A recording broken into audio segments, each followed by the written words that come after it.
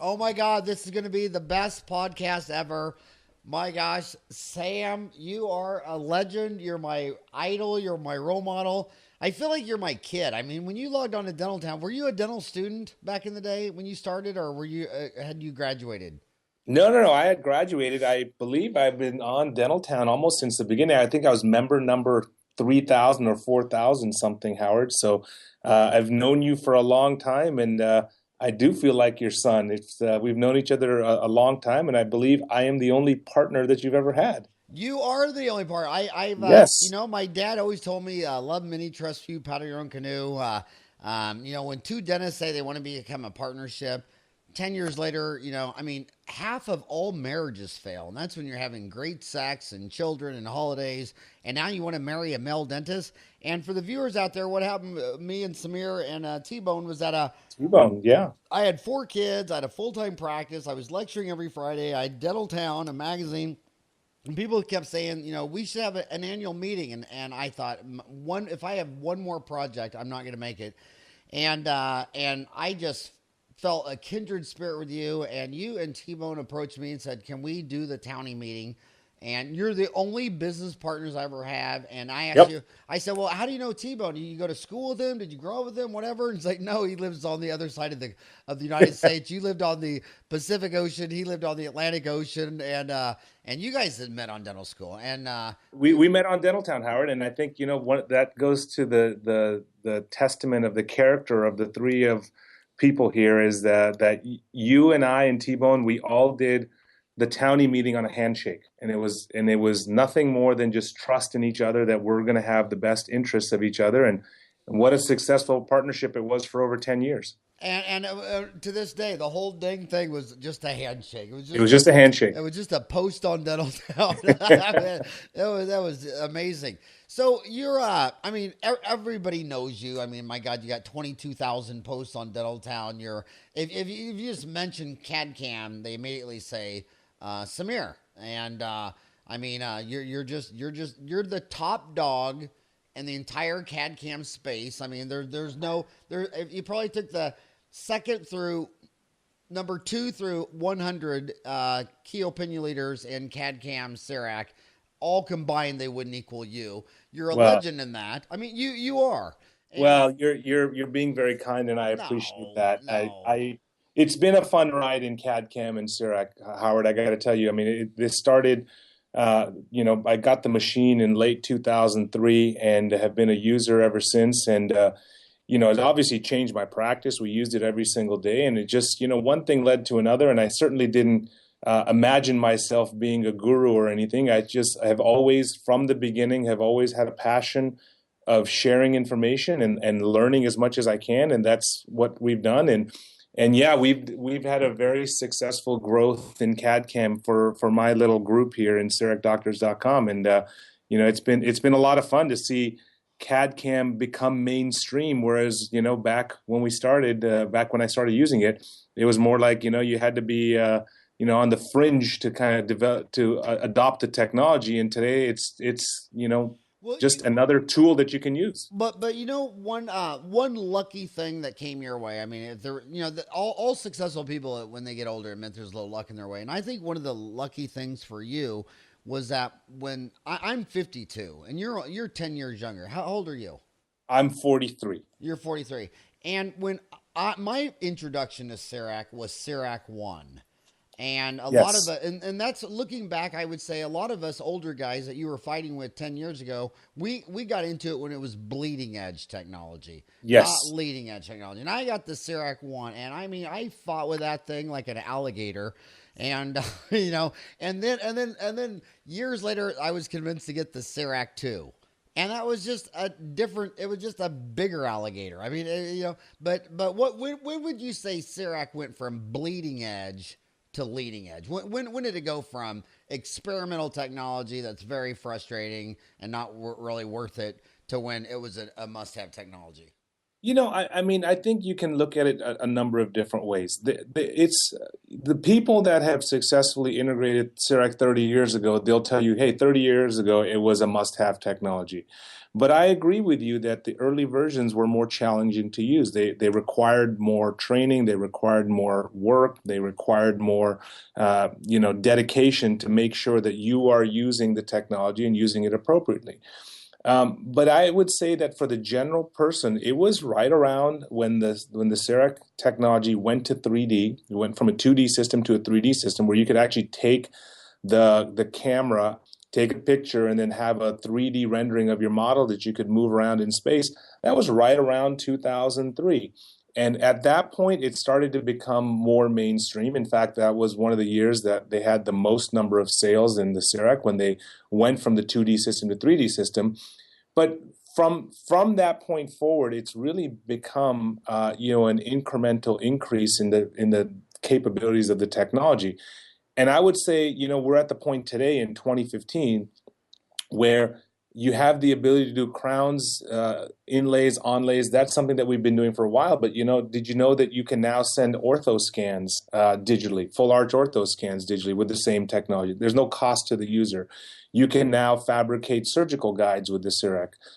You can now make custom abutments, whether you do screw retained or cement retained. So it's really becoming. Today, I think you can look at it and say it's I'll be biased, obviously, and say it's a must-have technology, but I think you could make that argument at any point in the history of Cerec, but it was more difficult to use. We were limited in materials. We only had a few different blocks that were available, but today you can do Emax, you can do zirconia. You have all sorts of different choices that you can use for the machine and utilize it in your practice. I want to ask you with kind of might be a different weird question, whatever. But I personally think one of the most underutilized things of the Serac machine is that you're busy, you don't have time, or maybe you're doing multiple units, and people don't use it as an oral scanner to send an impression to a lab. Talk about that? I just think when I talk to lab people, a lot of them say that the optical impressions that they average about a 1% remake, whereas a polyvinyl siloxane impression they average about a 6% remake.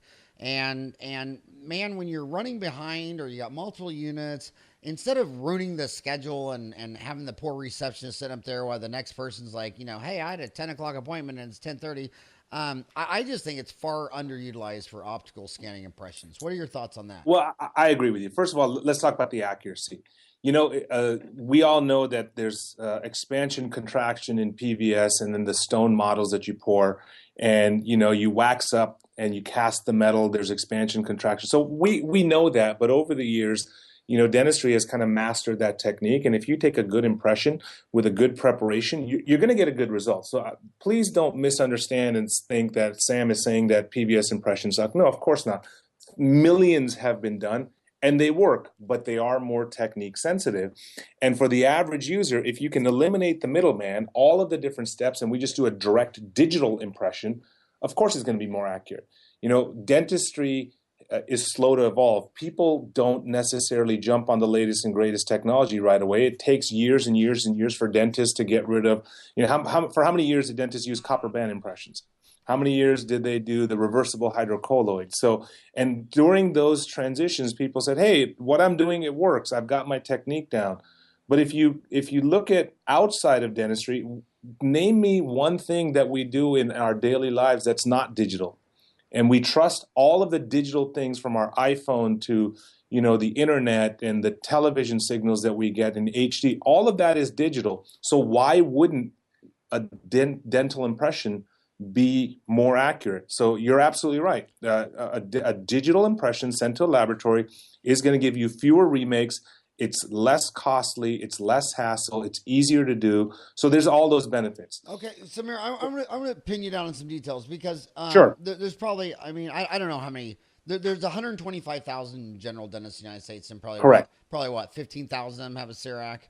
Yeah, there's in US and Canada, it's about roughly 16,000 now, give or take a Okay, little so bit. so instead of doing this all about to someone who already has a Cerac, because a lot of people that have a Cerac are going to be watching this, want to know more pearls for a Cerac, but I want to take it the other way and Yeah. talk to the 115,000 that don't have one. Walk them through how a Cerac optical scan impression works. How go through the details. How do they scan a tooth?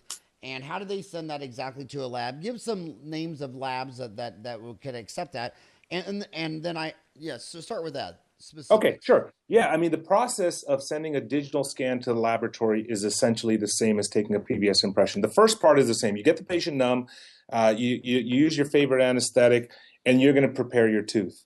There's really, if you're sending it to a laboratory, there's really no changes that you need to make in your preparation design. If you're milling chairside, there's a few modifications that you need to make for the milling. But if you're sending it to a lab, do your normal preparation design.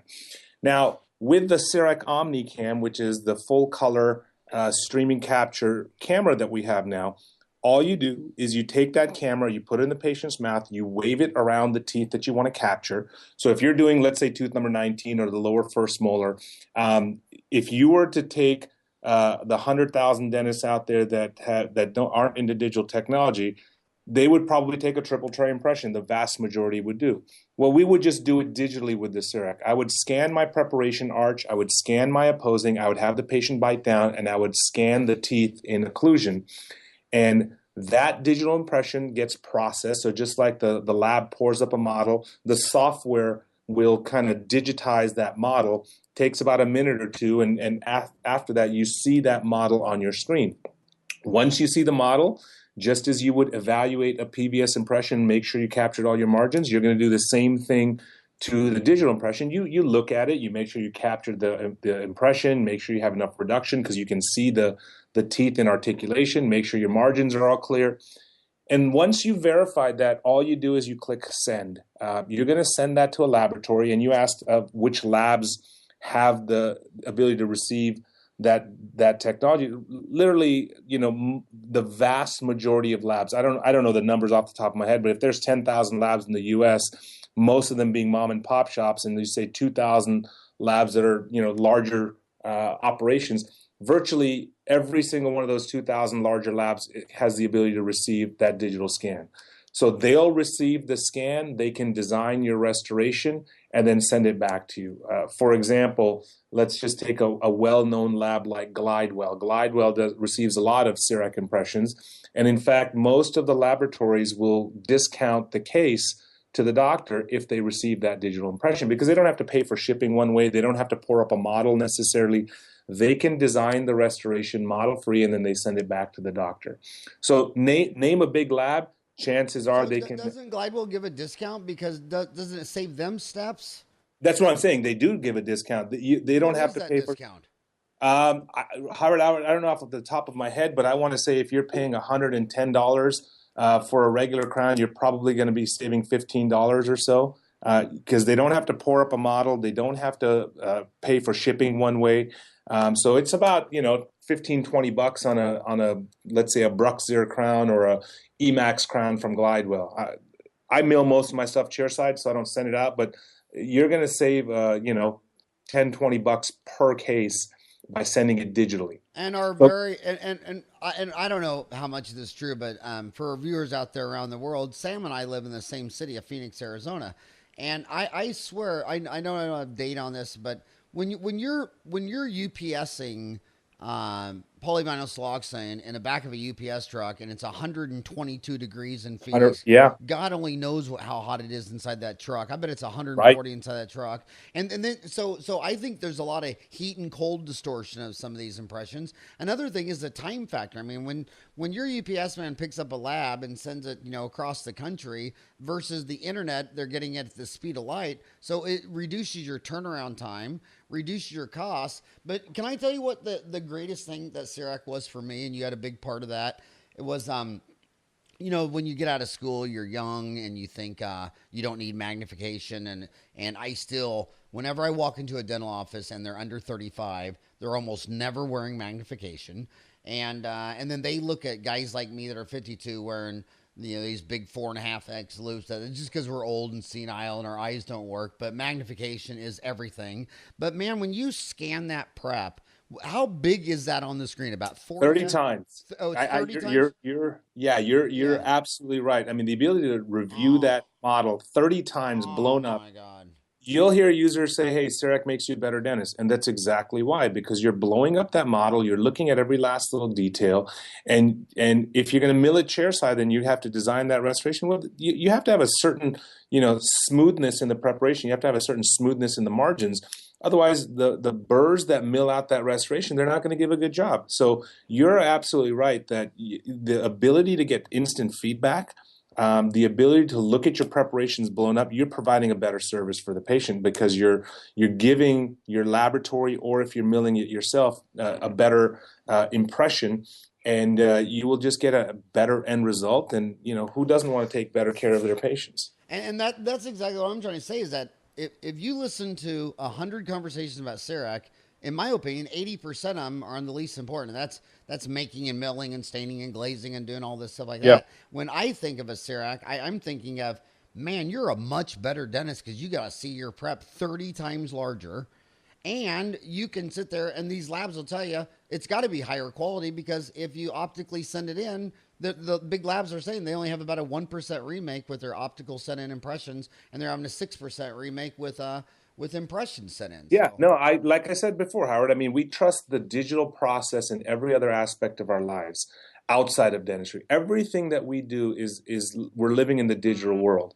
But for some reason, when it comes to dentistry, dentists will say, well, that PVS impression works. How can this digital stuff work? It makes no sense to me. And trying to convince people that this is a better way to go.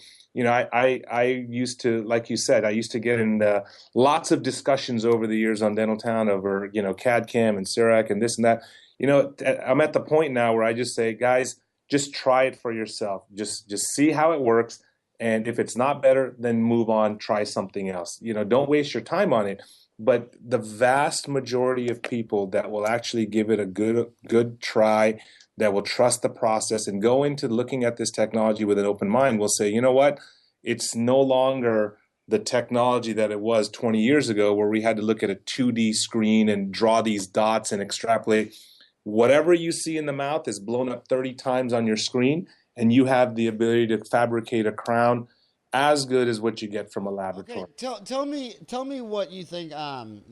If my thoughts on this are right or wrong, but my thoughts on the drawing the dots and milling and all that kind of stuff like that is back in the day when I was basically I'm an Improgum user, and Yes. that's a 3MSB Improgum in the pincher mixer, whatever the heck. When I sent that to the lab, I didn't do any of the lab work. I didn't pour up the models and trim my dies and wax and all that stuff like that. And Samir, truthfully, when I got my Serac machine, I did it the same way. I mean, when I got done prepping the tooth, the lab man used to do it all. So I have 4 assistants, them all. And they've been doing this stuff for years and years and years, 7, 8, 9 years. And I just come back when it's done. So when Dennis asks me And how to do you're a the smart Serac man. stuff, I don't even know what they're talking about. You're a smart man, Howard. I mean, why should it be any other way? Why shouldn't your team take over? Why should a dentist have to sit there and do all the quote unquote lab work stuff? I 100% agree with you. Anytime I lecture, and I've had the opportunity now to lecture for many years, and I think through our training courses here at Cerec Doctors, we've trained more Cerec users than anyone in the world. Me personally, I've trained more people than anybody in the world. And that's not to say that I'm something special. It's just I've had a great opportunity. And one of the things that I love to tell people is exactly what you said. You should have your team as part of the process. The dentist should prep. I would encourage the dentist to scan and at least draw the margin. That way you know that you've done a good preparation. You have feedback on your preparation. But the design, the milling, the staining, glazing, the processing, all of that stuff, the team should be doing it. You take an impression and you trust your laboratory to give you a good crown. This is the same thing. You come back after scanning, let somebody else do all of the other stuff, the quote unquote lab work, and then you come back and cement the restoration. There's no difference in doing it with Serac chairside versus sending it to a laboratory. Somebody else is going to make the crown. You're going to get a good quality restoration that you're going to cement in there. And to kind of go back to your question earlier of, why people aren't doing more digital impressions and doing it chairside, I think one of the reasons for Cerec users is, at least, is that you get into a workflow and you take that impression and you go ahead and prep the tooth, and the process of actually fabricating the crown is really not difficult. It's easily delegated. So if it's going to take me, for example, I've got materials that I have access to that I can mill out a crown in about 7 minutes, take about 2 to 3 minutes to polish. So within 10 minutes, we're ready to cement that restoration.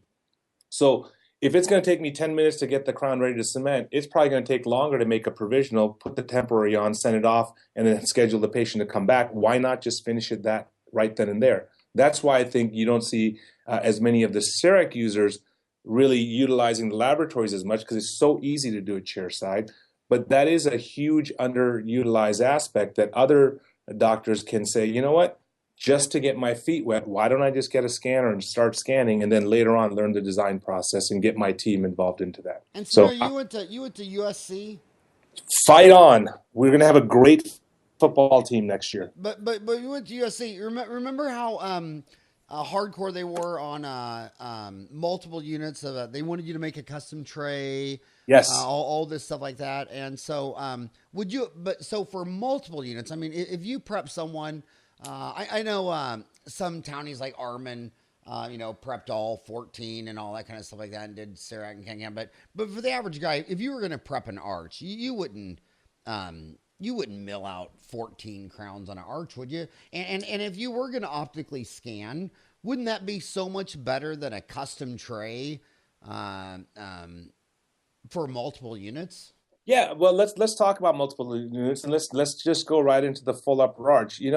Just because you have a Serac doesn't mean you can ignore the rules of dentistry. You still have to find the proper occlusion for the patient. You have to determine the size and the shape of the teeth. You have to determine whether you're going to open up the vertical or not, and not to get into an occlusion war. If you're a CR guy, you're going to have to make sure that the bite is stable with the condyle seated. If you're not a CR guy, you're going to figure out your own way to get a comfortable bite. So all that doesn't change whether you're using the laboratory or not. But let's take an example of a full arch with a Serac, Howard. So if I've got a patient, I'm going to open up the vertical 6, 8, 10 millimeters, whatever the case might be, because the teeth are worn down to nothing. I would still go through all of my steps of fabricating some sort of provisionals. I would test them out on the patient. I would make the patient wear it. And then whether you do it in a single arch or a single appointment, or whether you do it in multiple appointments, we have a technique in Cerec called biocopy, which means copy the patient's existing dentition. Now, normally you use that if there's a crown under a partial that has decay, or if I've got a regular crown that everything is good except the margins are off and we need to replace that, we're going to recreate the occlusion, we use biocopy. So why couldn't you use biocopy on all 14 teeth? And maybe you don't have to prep them all, but appointment number one is, hey, I'm going to do 3 or 4 teeth today, biocopy them, put the finals on, send the patient home. Next week we'll do the other side, and then we'll do the front part. An experienced user can do that all in a single visit. A newer user could break that appointment up into a couple of visits. So I don't necessarily agree with you that you can't use it for the larger cases. You can, but you just have to know how to sequence the case properly and how to kind of time it out properly so that it becomes just another way to fabricate your restoration.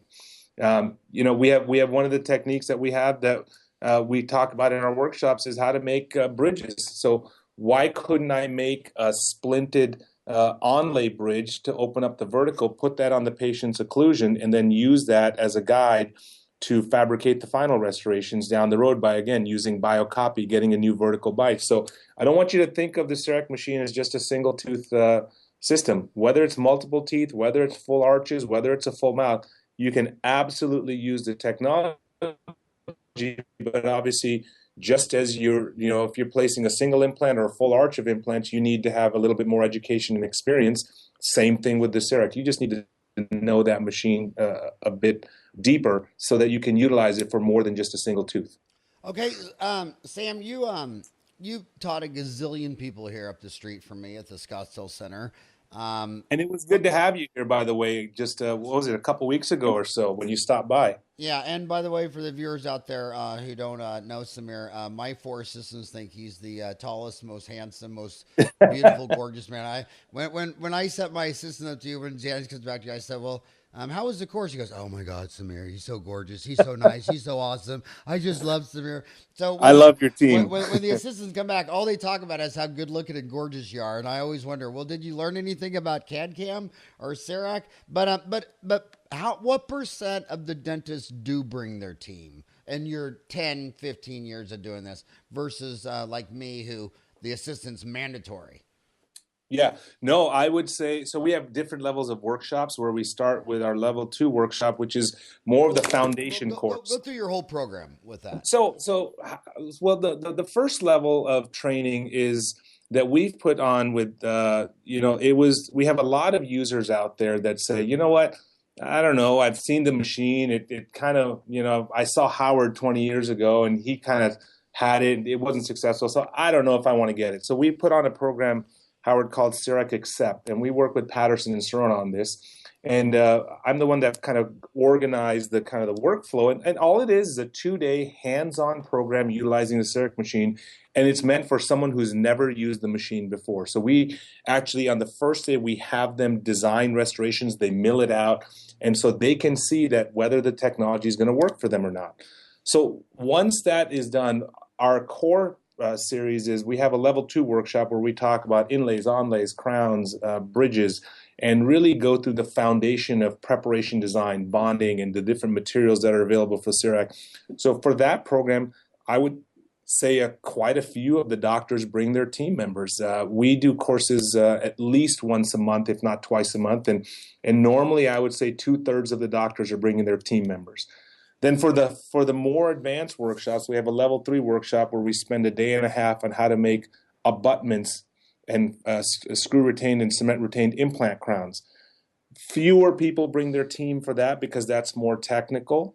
And then we have our level 4 workshop where, hey, I want to do 8, 10 teeth with the Cerec machine. How do I do it? We have, I would say, about 25 to 30% of the people bring their team to that. So depending on the course, depending on what's going to be taught, we do have quite a few doctors that bring their team. And I think that's the best way to do it because I'm in your camp. If your team is not involved, they're just glorified spit suckers. And I would love for all team members to be able to do, onlays and the design and the milling and the staining and glazing. If they have access to a Cerec machine, the team should absolutely be taking all of that stuff. And I want to say something about my formative years, my roots that really shaped my thinking is I was born and raised in Wichita, Kansas, where those assistants had expanded duty functions, whatever. So I just always thought that all assistants were career people who did it their whole life and loved and worshiped their job. And then I moved to a state where basically assistants weren't allowed to do anything. They were such and it's a shame. And when I got my assistants, letting them do more expanded duty function and doing all this Serac stuff, man, they stood taller, they talk louder, they smile more. It takes them from a job to a career. I wholeheartedly agree with you. Oh my God! They're always and I know assistants that have been assisting for like 15 years, and also saying like, oh yeah, I've been doing Serac for 5 years. They don't even mention the fact that they were an assistant for a decade before that. I mean, well, the best part that I have, the best feeling for me is when people come here with their team members to one of the more advanced courses, and the doctor proudly says, "Hey, I just sit back, my team does it all," and the team is there with them. And you can see the pride on the team member's face when they're saying, yeah, I'm in charge of this. This is my baby, and I'm the one that's responsible for having great restorations. So my doc has an easy time cementing these. So you and I are speaking the same language here. And there's even a hierarchy in my office because if it's an anterior, a couple of them are like, no, I'm not going to do that. I'm going to let her do it. And she's like, oh yeah, I'll crush this. And the whole team's like, oh yeah, she can crush this. And the other one's like, and they're like standing around and watch her. So I think expanded duty function is just key for job enrichment. So I want to talk about we're at halftime now. I can't believe half is gone, but it seems like CAD CAM for me has been around since I was in dental school. I mean, our dental school had CEREC 1. It actually came from the French before that, correct? And it was, The original system, yeah, France. I think it was Francois Duray back in the yeah. early '80s. Yeah, yeah.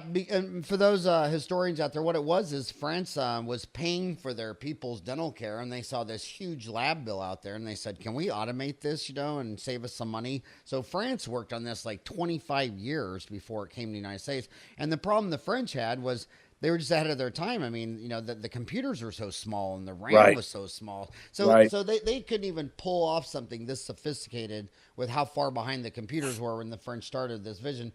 But now, Sam, the next big thing is really milling out surgical guides and going to implants. I mean, we kind of left the golden age of dentistry, and we're kind of really entering the titanium age of dentistry. I mean, just every day I meet endodontists who said, I'm just doing less and less retreats every day. I'm just pulling these babies out and placing a titanium implant and all this stuff. So tell us what you think of the titanium age implants. I mean, wouldn't you have to say that in the last 10 years you've seen a gazillion more general dentists placing implants because of technology, because of CBCT, because of surgical guides?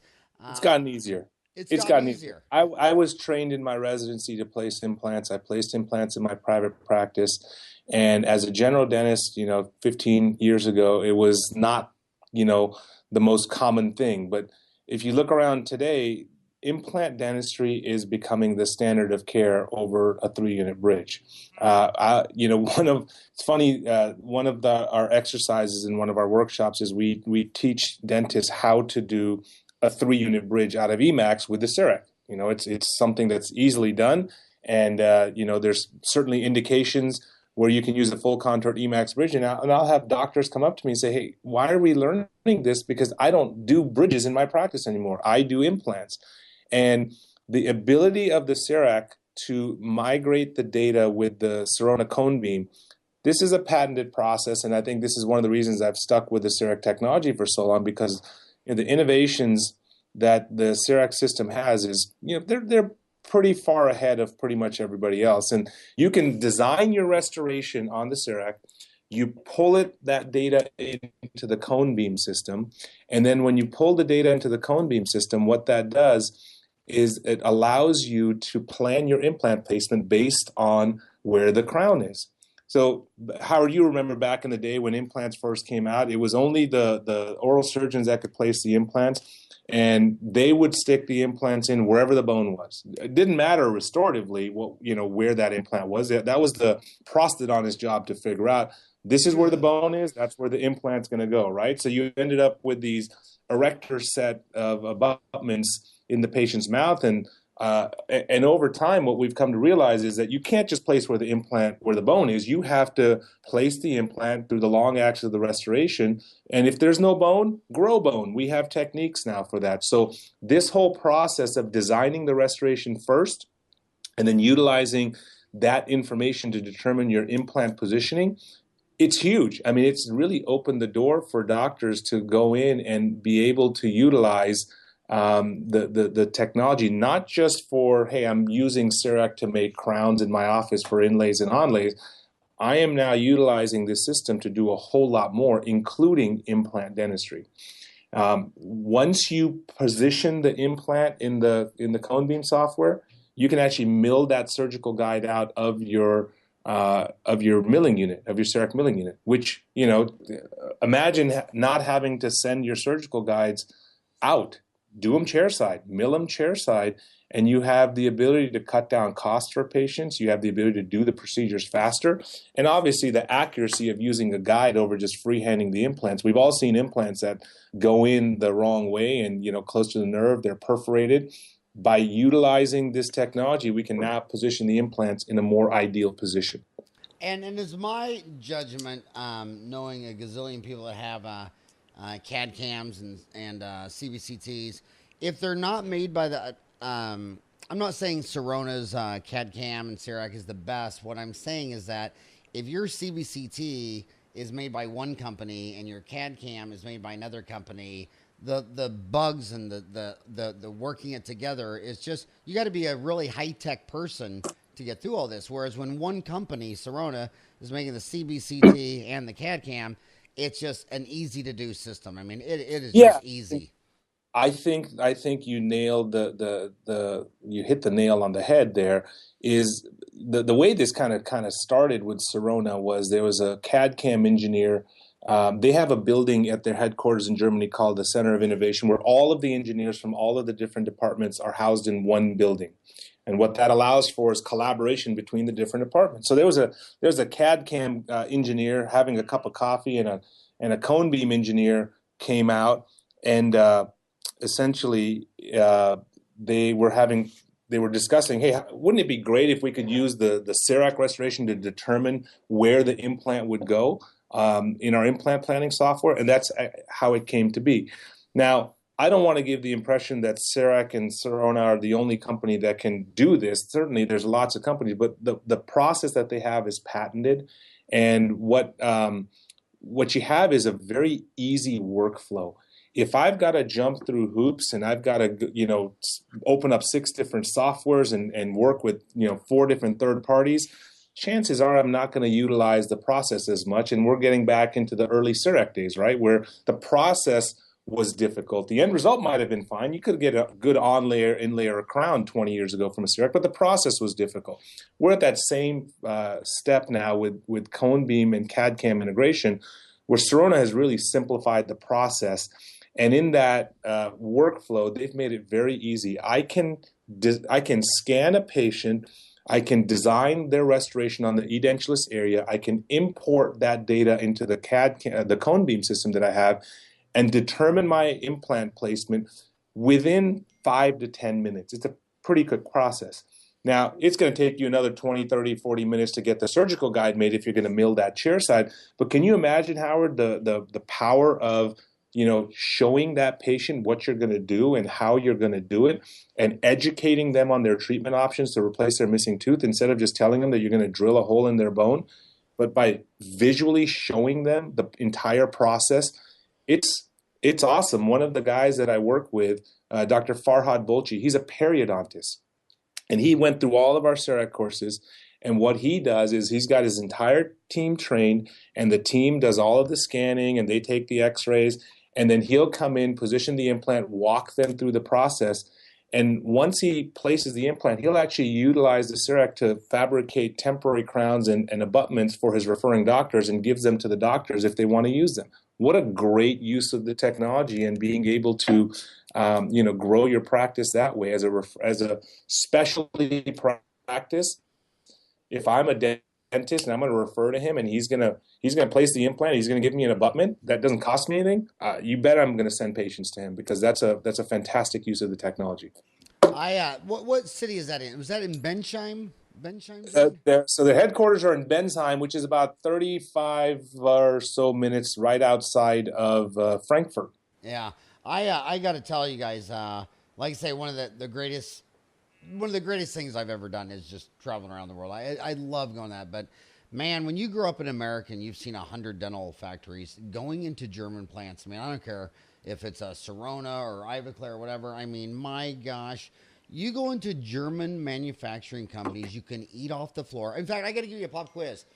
When you saw the Space Shuttle Columbia and they had that big arrow pointing to the fuel tank, and in big letters it said fuel with a big arrow. Do you remember seeing that on the Space Shuttle? Yeah, I think so. I remember when I was a little kid and I thought, how dumb is NASA? I mean, my car doesn't have an arrow pointing to the gas tank. I mean, I'm not an engineer. I'm not a scientist. I don't work for NASA, but I know where the fuel goes in. And I just thought, are they really that dumb? They need a big arrow there? I didn't get it until I went to Germany and go to the plants. I mean, they everything. I mean, there's lines on the floor. Like, you don't ask someone where the bathroom is. There's a line on the floor that goes to the bathroom. You don't ask where the front office is. There's a line on the floor. Above every thermostat or light switch, there's instructions of, what temperature. I mean, it's just it's just a completely different society. No wonder that's where they make Porsche and Ferrari and Porsche and Mercedes-Benz and Volvo. I mean, they're an amazing. So I'm going to get to more specifics. I want to get to more specifics. Blocks. Different companies make blocks. There's different kinds of blocks. Some people use different blocks for the front teeth versus the back teeth. Some people only use one block. Talk about blocks. Yeah, I mean, again, Howard, we're going back to, if you're working with a laboratory and you've got a patient that you've got to do a crown on your second molar, and you have another patient that you're going to do a crown on a central incisor, you're going to have a different laboratory prescription for those two patients, correct? I mean, you might prescribe today full contour zirconia or an Emax in the back of the mouth, and in the front of the mouth, you might use a material like Empress, which is more translucent, more aesthetic. That's the same thing that we do with Cerec. We have blocks that range from low strength to high strength. We have blocks that can be polished. We have blocks that need to be put into an oven. We have blocks that are very translucent and aesthetic. We have blocks that are more opaque, but they're a bit stronger. So pretty much any material that you're going to order from a laboratory, you can pretty much mill out chairside. So we've got composite blocks that are available from several different companies. 3M makes a material called Lava Ultimate, which is a resin-based block. Awesome block, and gives you the opportunity to do really nice, aesthetic, polished restorations in the back of the mouth. We have feldspathic porcelain. We have lucite reinforced porcelain, which is Empress. We have Emax, which is a lithium disilicate material. We have several Emax clones that are available. We have those people that love full contour zirconia, like Bruxier. You can mill a zirconia block with Cerec as well. So there's not really a limit in what you can do. There's a lot of different choices. And part of the learning curve today, as compared to 30 years ago, you had to learn how to marginate and draw your restoration, do all that stuff. Today, it's more about what's the best material to use in which clinical situation. So users shouldn't feel like, hey, I don't want to get a Cerec because I don't want to do all ceramic feldspathic porcelain on a first molar. And I would agree with that. That's probably not my first choice either. But I tend to do a lot of Emax in the back of the mouth. I tend to do a lot of the feldspathic stuff in the front of the mouth. So there's a ton of choices from permanent blocks as well as temporary blocks. You can mill out 4-unit, 5-unit temporary bridges, surgical guides, as I mentioned previously. There are just a whole host of choices that users have today with the Cerec technology. Because, there's 16,000 users in the US and Canada. There's 40, 50,000 Cerec users worldwide. 20 years ago, you had 4,000 users. So companies said, well, this is just not a market that I want to get into. Why am I going to develop blocks and put all this R&D towards a block for 3,000 customers? Doesn't make sense. But today, you've got 50,000 worldwide, growing at a very rapid pace. And what you'll find is that companies are saying this is a market that we can't ignore because more and more people are getting into Cerec and more people are starting to mill their stuff chairside. We better have a block available for them. Otherwise, we're going to get left behind. And I also want to say the only thing I want to add to the block discussion is I do have an MBA from Arizona State University. A lot of people that are that have asked me why their sundries are so high, and I look at it, a lot of them they put their lab blocks in their sundry still. And lab blocks should be under your lab supplies. It's your lab supplies, and yeah. So I think a lot of people who think their sundries are too high and are having gastro stress over this, it's just a miscoding. I think their check ledger is off. All that stuff should be. Howard, I got a question for you. I mean, you're an MBA, and I see this all the time. People start to have the discussion over the cost of CAD CAM and stuff. And while I think we would all agree that we want everything to cost less, but if you just look at that, big corporations out there spend capital equipment so that they can automate and make their processes more streamlined. And then we have dentists who just are not willing to invest in their practices at all. I find it very interesting. And anytime there's an MBA or accountant or someone outside who's not a DDS or a DMD, they tend to understand these concepts a whole lot more. I don't know if you agree with that or had a comment on that. I do agree with you. And I also think dentists by nature are controlling. They're control freaks. Yes. And with Dentaltown, back in the day, we used to outsource a lot of software. And it was just a nightmare. You're getting it back with bugs and riddle and all that stuff. And now no one at Dentaltown will outsource anything. And the neat thing about CAD CAM technology is it's in your place. You're not outsourcing. You see the whole Yep. process. When you send something to the lab and it doesn't fit, you don't know if there was a new model trimmer, there's a new this or that. But in your own office, you're there. You're hands on. You get to see the whole process. I think it triggers your control deals. We absolutely love it. But I know if I took it away from my office today, I know who would cry the most and be the four assistants. It's just a Yeah. big part of their world. And I also think it's really, really cool. We 100% of the time, we have the patient go into the milling room and then sit in a chair there and watch their crown being made, and the enthusiasm of that, and the bonding and Oh, it's the huge staining and marketing. Huge glazing. marketing. Yeah, it's just huge marketing. And again, and I got to say something about the most successful dentist. The hardest thing that you do, Samir, and I do is that when I've seen all the greats from, I've been in the offices from you to Dortmund or Rosenthal, any big name, Carl Misch, Gordon Christian.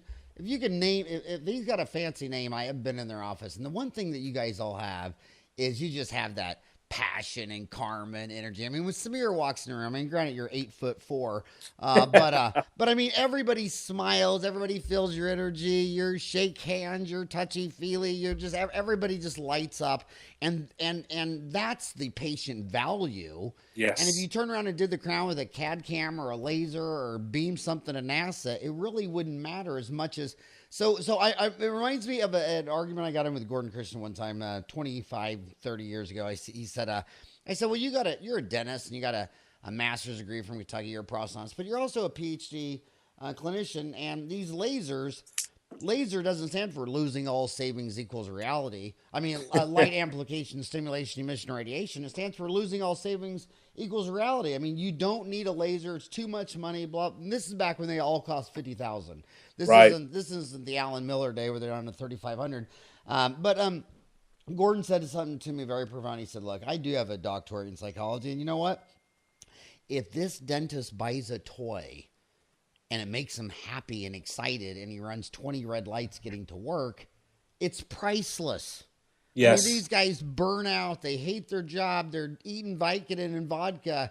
And if you're playing in the sandbox and you throw, like my four boys, when they were in the sandbox, there's nothing in there, they'd get out. But if you threw in a couple Tonka trucks and some pails and shovels, Well, this is what gets so frustrating for me to read some of the discussions on the ROI of CEREC online, where people are analyzing every last little minutia and they don't realize that, oh my God, this is so much fun. I just spent, $30,000 taking my family on vacation for, over the last 2 years. But I'm not going to spend any money in my office where I spend the majority of my time. I'm going to be a miserable wretch with no fun, no toys, no nothing. Sometimes ROI goes beyond just the regular numbers.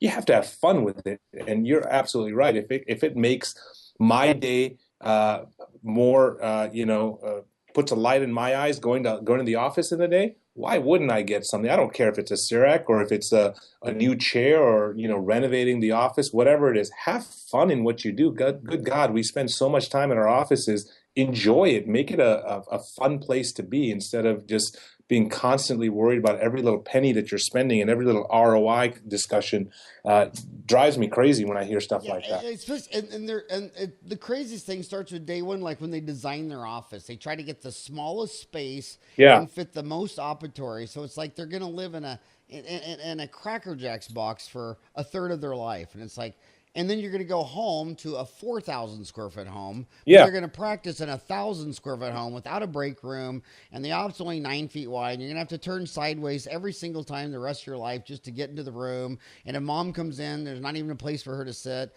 And at the end of the day, I think the most exciting thing you do is drive to work with a staff that you all love and you all have fun and you all really just want to see each other. That's Oh, the most 100% agree. primary.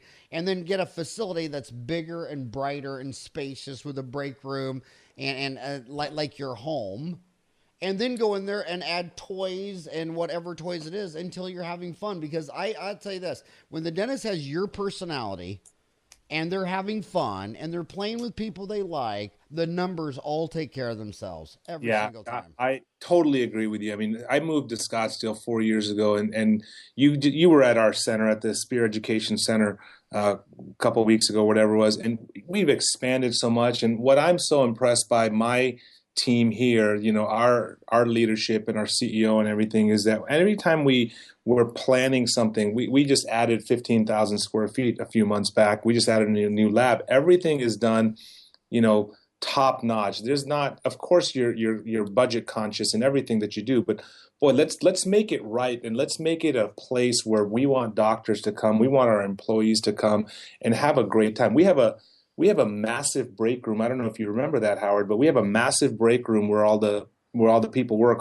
There's nobody has a private office. Everybody's out in the open, and that massive break room. Anybody from our team, 115 employees here now, can go in, drink some coffee, have a quick meeting, relax, lounge. It's a fun place to work, and that's how the dental office should be. You should absolutely, make it a place where you and your team want to come every single day, because you're going to spend many, many years over there. And that's another. And I know you got a patience, Samir, and thank you so much. It's my pleasure, Howard. I know you got a patience, but I just want to say, and the other one big takeaway from labs is, what every lab has ever told me is that they can't talk to the doctor, because if they call the doctor and say, you don't have enough reduction and you don't have enough this and you don't have enough that the doctor will get mad and send his business somewhere else. Yep. And when you're milling in-house and you're going to have your assistants milling, there's got to be that trust where that assistant can say, I think you have an undercut on this wall. Yes. I don't think you have enough reduction. And and you want a happy staff and reduce turnover in relationships. She's got to be able to share and talk with you about things that you don't want to hear, which is you're not perfect and you prepped a crown and there's an undercut and I don't have enough occlusion, I don't have enough clearance or whatever. And when you go to work and you trust each other enough to be able to sit there and tell you,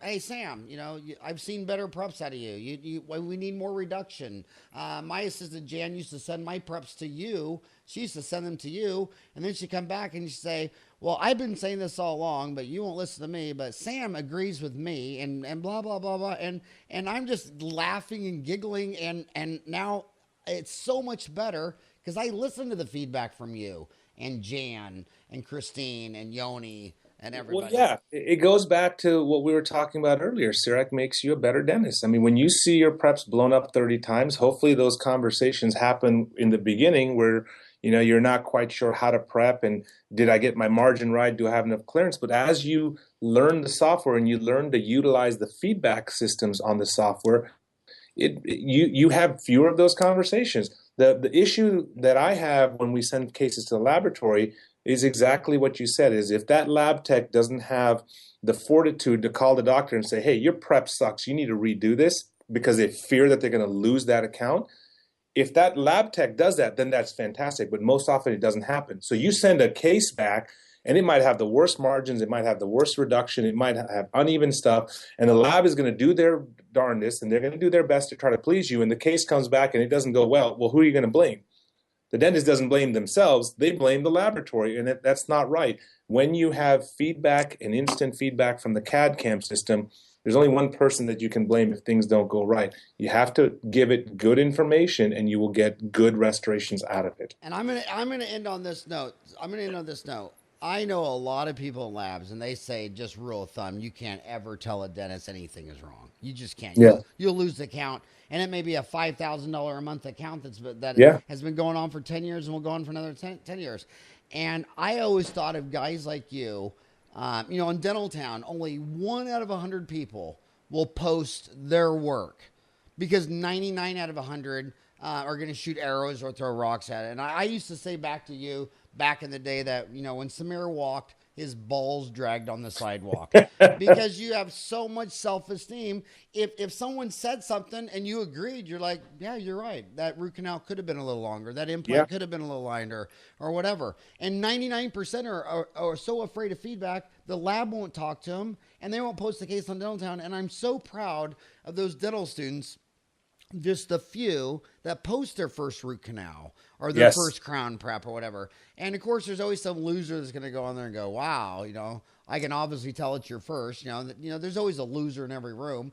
But to have the guts and the balls and the fortitude to put your work up for 193,000 townies, And then on your own personal level, your own lab man's afraid to talk to you.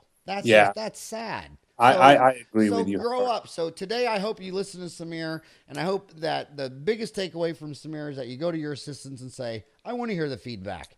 I'm not afraid of the lab. If the lab man calls you and says I don't have enough reduction, tell me. I'm bulletproof. I'm gonna grow a set as large as Samir's. Can we call this podcast that learn how to grow a set as large as Samir's? Grow a set and get feedback. Yeah, I think that'll work just fine. Okay.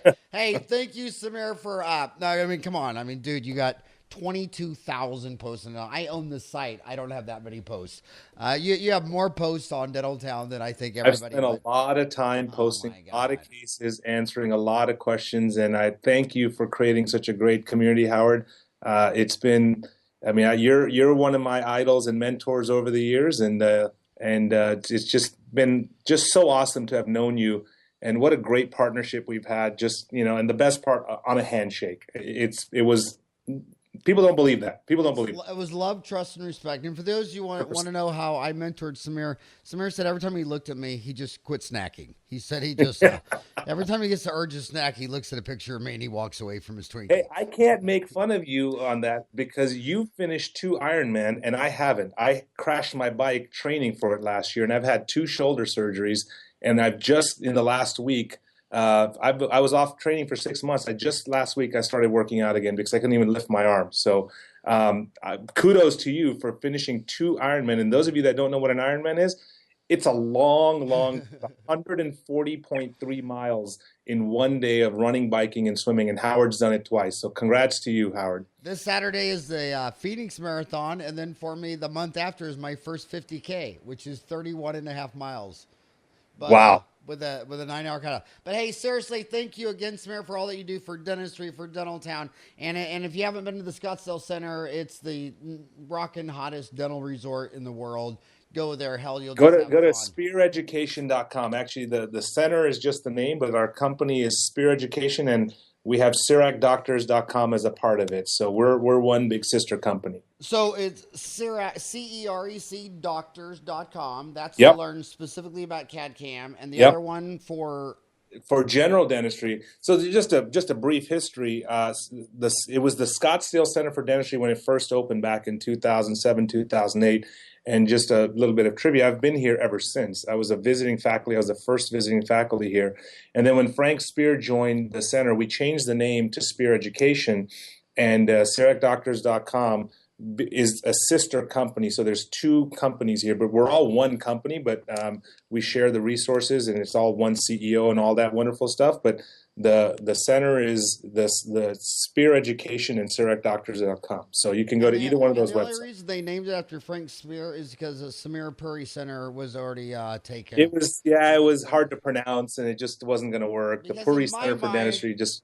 In my mind, it's the Samir Puri Center, buddy. End of story. Frank Spear is just your sidekick. Thanks again for all that you do. Thank you, Howard. All right. Bye-bye.